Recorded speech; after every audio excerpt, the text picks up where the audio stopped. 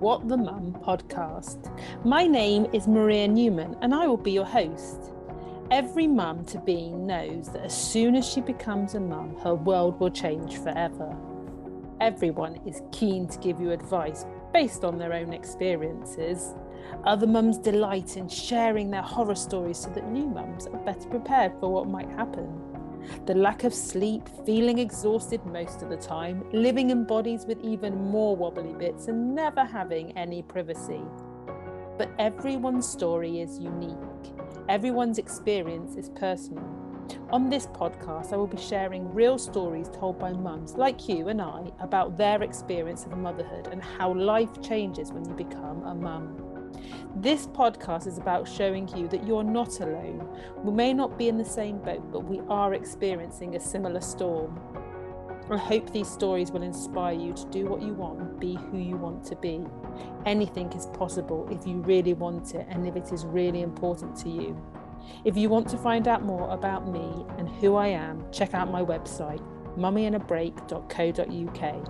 However, for now, sit back, relax, and enjoy this podcast episode. Hey everyone, and thanks for tuning in. During this podcast series, I will be interviewing 6 awesome women who will be sharing with us their mum story. My guest today is Naomi, who helps entrepreneurs create more success in their businesses by working on their personal relationship. But she's also a mum who's thankful for the daughter that she has. Thanks for joining me today, Naomi. Thank you so much for having me, Maria. It is an absolute pleasure to be on. Yay! So, Naomi, let me first ask you, who is Naomi Stonier? In what capacity? A professional capacity or a personal capacity? A personal capacity. Really? Wow. I'm a mum of one. I'm married. I'm a relationship coach. I'm a relationship guru. I'm just living life, loving life, living my best life, all of the above. Hurrah, hurrah, hurrah. Now tell me, did you always know that you wanted to be a mum? Yeah, absolutely. Absolutely. And the thought that I may not be able to be one, it is hard to describe the desperation I felt at the possibility that I might not be able to be a mum. I don't know. It seems quite a common thing and familiar thing that I see women do, that fear that I might not be able to have kids. I'm just really worried. I've just got a feeling I'll have problems. I did it. I used to do it. Will I ever be a mum? I'm worried I won't ever be one. And I see other women do it.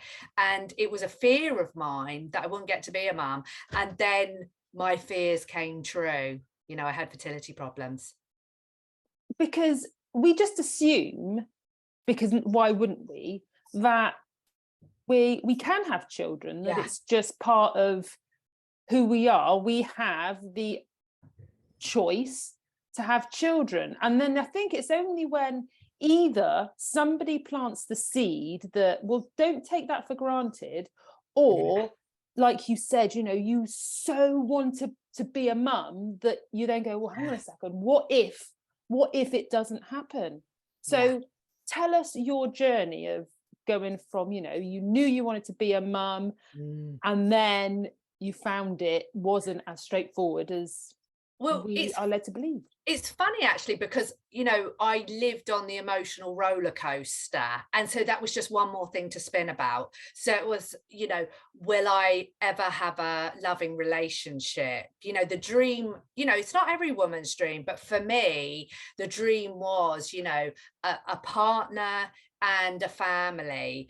And for me, that dream was about, I needed a big my life blueprint, and we all have one. And the level of happiness you have is determined by how closely your life resembles that blueprint.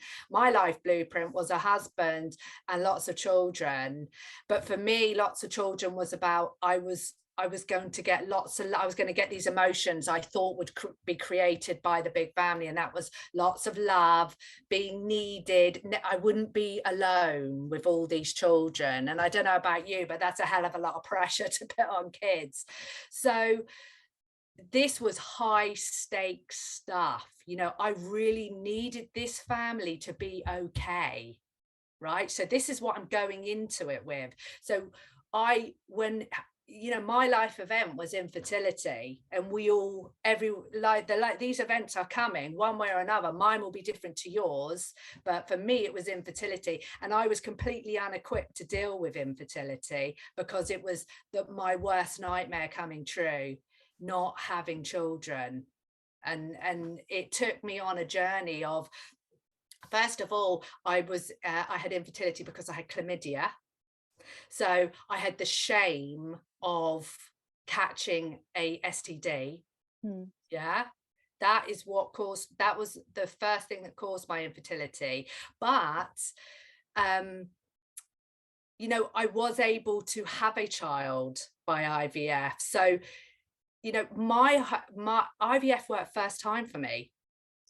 So like I had this relatively like easy journey.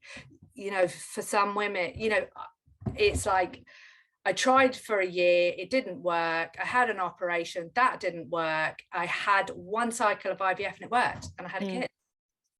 So, but it was so stressful and traumatic because I was living on the emotional roller coaster.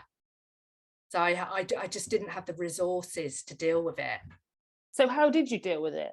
Yeah, terror, you know, it was very, very stressful.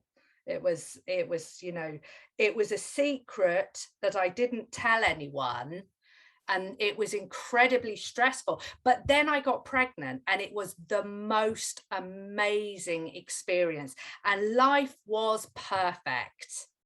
You know, I had this amazing pregnancy.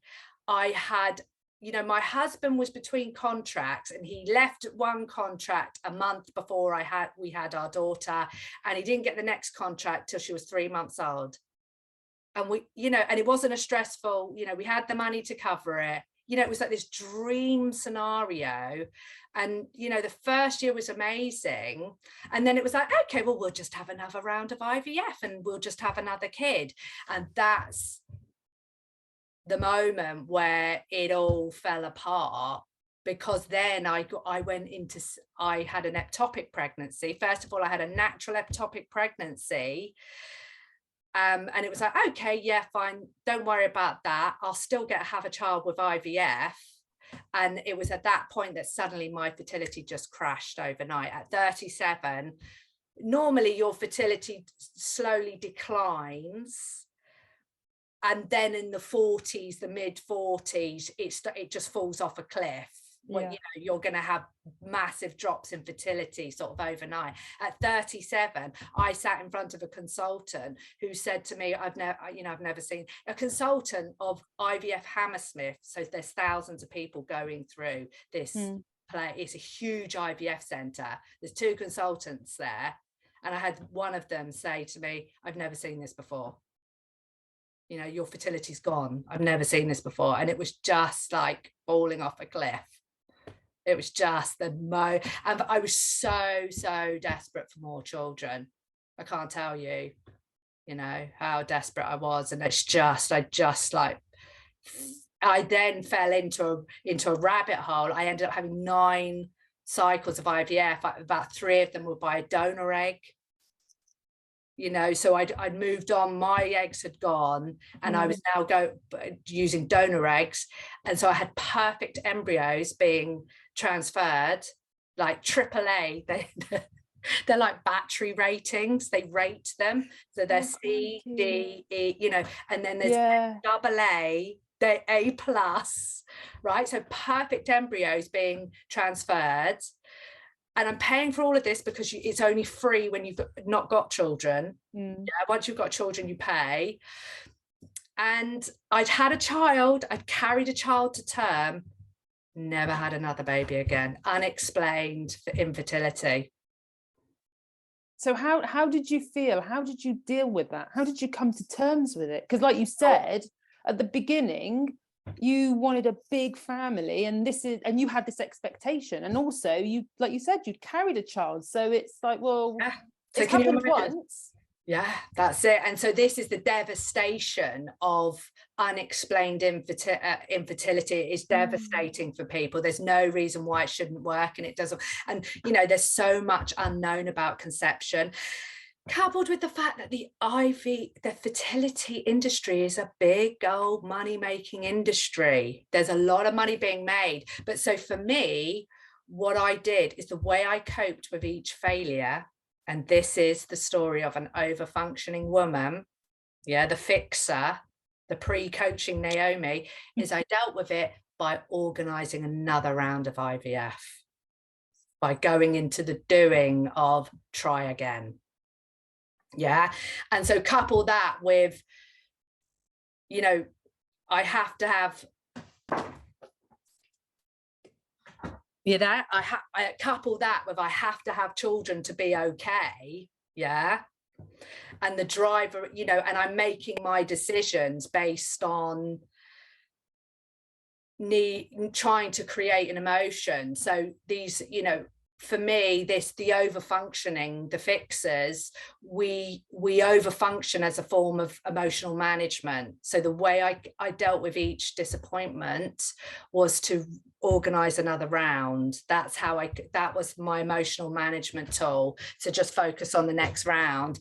And also the decision to keep having another round was based on believing that another child was going to make me feel okay.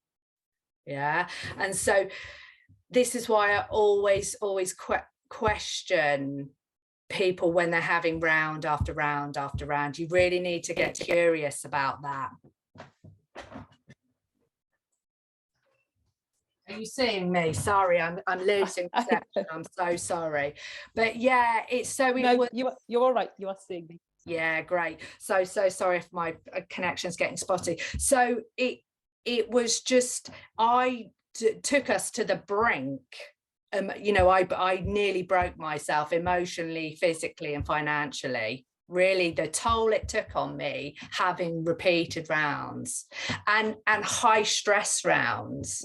I was very, very stressed out, which is probably why it wasn't working.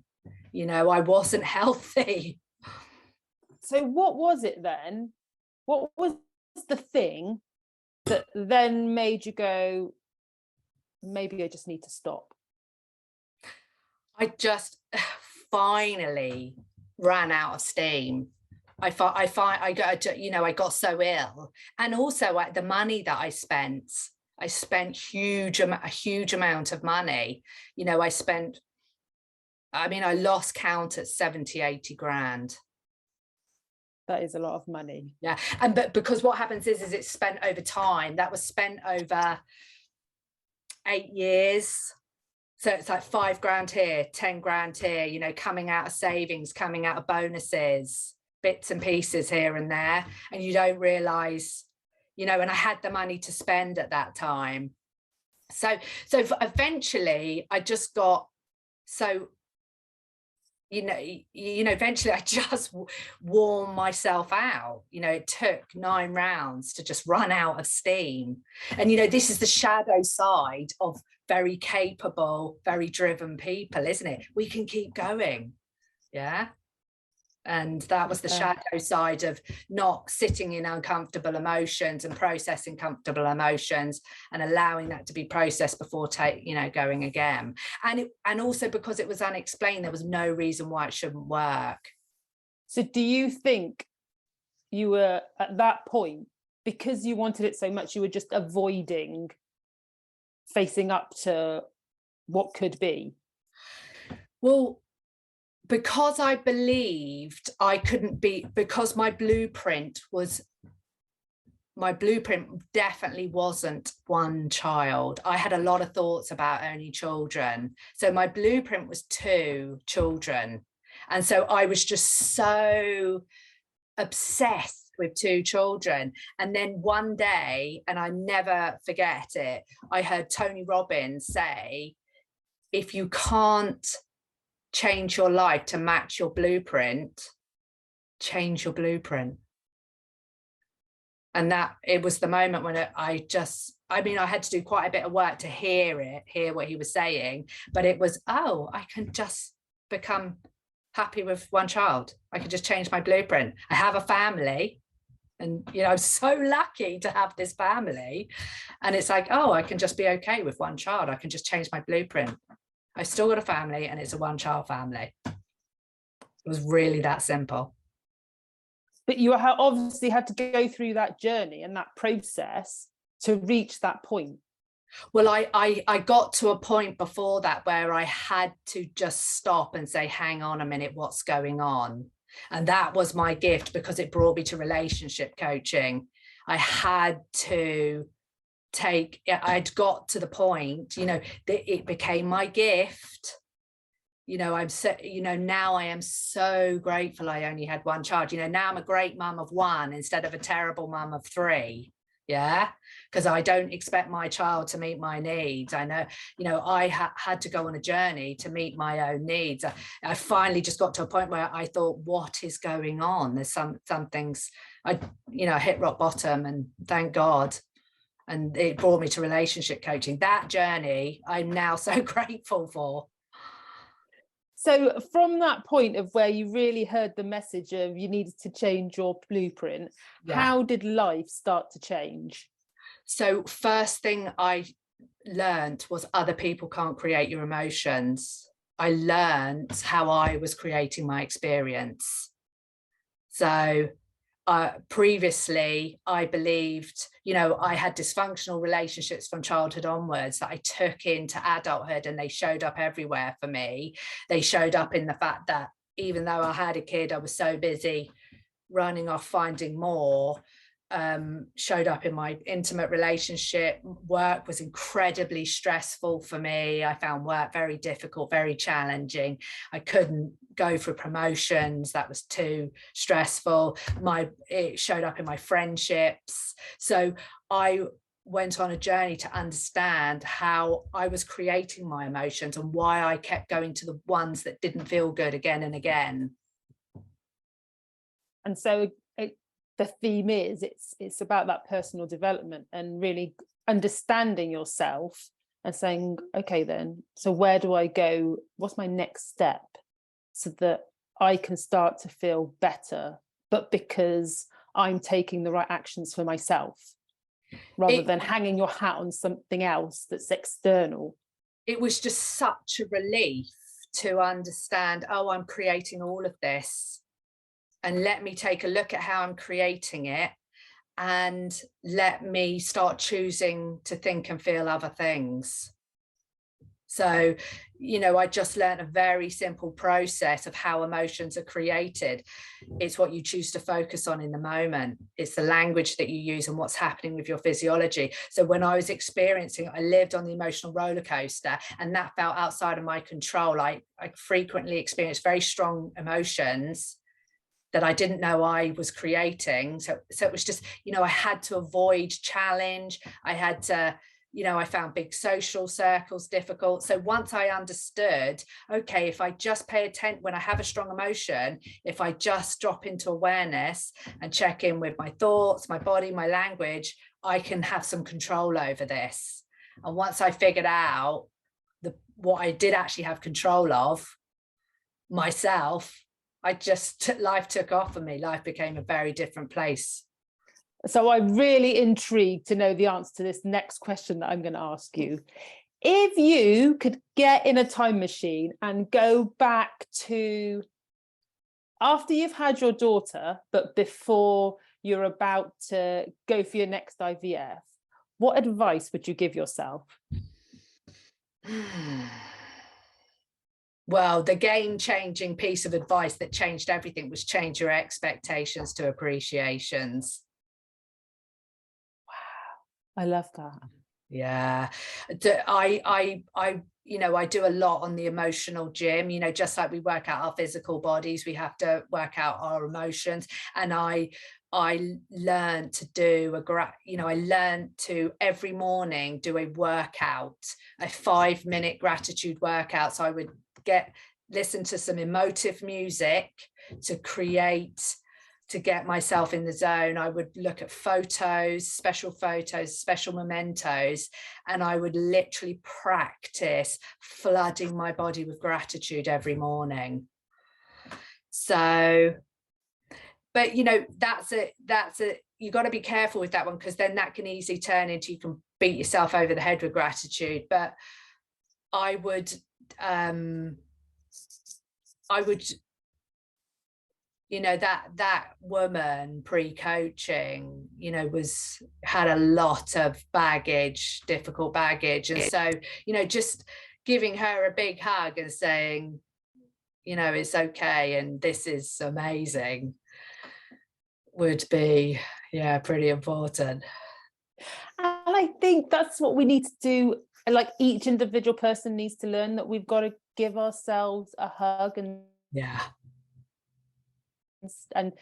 treat ourselves with compassion and say, it's okay. Life is going to feel challenging, but this too will pass. It's okay. Yeah. And, you know, I know you do so much with the over-functioning woman, and just that being present in the moment and just not being on the move all the time, isn't it? Oh, it so is. We as mums, I am generalizing, we love to be busy. We love to add things to our to-do list, because, well, if we don't do it, no one else is going to do it. But the answer is, does it have to be done? Do you have to be busy? Why are you trying to be busy all the time? Yeah. And just to give ourselves some space and some time, and to just show ourselves a bit of love. Yeah. And that to-do list isn't a fact. It's not, you know, my to-do list felt like a fact, you know, that the house cleaning really felt like a fact, set in stone, how the house should be cleaned and the level it should have been cleaned. And just going on the journey to, this is just all my opinion. This is my opinion of what needs to be done. It's not the truth. It's not the facts. It's a nice to have, but just letting go of it's got to all be done, and it's all got to be done in this way. And I think it goes back to what you said earlier. It's about that expectations, the expectations that we put on ourselves. And it's a case of, well, are they our expectations, or are they things that we've taken on because it's come from our childhood, or somebody who we really respect has made a statement and we've taken that as fact? And so we've built up all these expectations that potentially aren't even our own. Yeah. That's it. Yeah, that's it. Yeah, I had inherited mine. And you just, with compassion, this stuff gets passed down the generations, doesn't it? So yeah, it's been a really interesting journey to, and also just now seeing the benefits of having one child. You know, I can really just see the benefits of, you know, I think parenting multiple children, I see a lot of guilt and just that never feeling like you're quite enough, because, you know, this one's okay over here and you're sorted over here, and hang on a minute, that one's not all right now. And I see that stretch of parents just struggling, you know, and the beauty of one kid is you can really pay attention to what's going on for them. So it's a lovely, you know, coming to love being a parent of one child feels like, you know, because there's just, you know, lovely, amazing things in every experience, isn't there, that we can choose to find. Yeah. There is. So let me ask you, Naomi, what's the best piece of advice anyone has ever given you about being a mum? Oh, this this moment is only temporary. I like that. I like that, because it's the truth, isn't it? Yeah. It's, you know, when you're having a tough time and you're going through a tough phase, it's only temporary, because you forget, you think this is going to be happening forever. But then on the flip side of that, with the appreciations, remember, it's not going to, you know, it's not going to last. Enjoy this. Don't rush through it. It's funny, we seem to like have it backwards. We dwell in the negative, and yet when great things happen, we go, all right, then it's happened, then tick, right, move on. Yeah, When actually, that's it. We should do it the opposite way around. Right, Well, there's negative, it's happened, yeah. But really, like, immerse yourself in the amazing stuff. Capture the moment, breathe it in, and then move on. Yes, absolutely. And we can condition ourselves to do that, can't we? We're programmed to focus on this negative, aren't we? Survive. And we can condition the habit of really, really celebrating. Yeah, and that's been a big, it's a muscle, isn't it? It is. It is. Yeah. Give that muscle a damn good working. Yeah. And this being able to change my narrative over my fertility journey is just something I celebrate again and again and again. Is a big celebration. So the sad news is that we are coming close to the end of our time together. But before we go, there's 2 more questions for you. The first one is, what 3 things would you like everyone to take away from our conversation today? Well, the crucial one is other people can't create your emotions. I would love people to take that away. I would also love people to focus on meeting their own needs, not trying to meet their needs through their relationships. Learn how to meet your own needs first, and come to your relationships wanting to give. How can I give to you is the other game changer. And a third one, what do you think it should be, Maria? What would be the third one, in your opinion? Let's say celebrate your successes and the good moments. Practice, work out the good emotions. You've got to practice them. You have got to practice the good stuff. So, Naomi, people will be listening to this and going, I need more of Naomi in my life. Make it easy for them and tell us how people can connect with you. You can have a one-to-one chat with me. If what I have been talking about has resonated for you, you can talk to me one-to-one. You can book a free session with me at plumocoaching.com. That is PLUMO coaching.com. Please connect with me. I'll take you for a really simple session, which will take a look at where you're at now, where you want to get to, and how relationship coaching can fill the gap between the two. Yay. And you're also very visible on LinkedIn, aren't you? Yeah, Facebook and LinkedIn, absolutely. Naomi Stonier. And I provide a lot of content on those channels. Amazing. Well, thank you, Naomi, for being with me today and talking so openly and honestly about your mum journey. Thanks so much for having me on. I really appreciate it. You are most welcome. And thank you, everybody, for listening. I hope you enjoyed listening to this podcast episode. And if you did, then of course, please share it with other mums.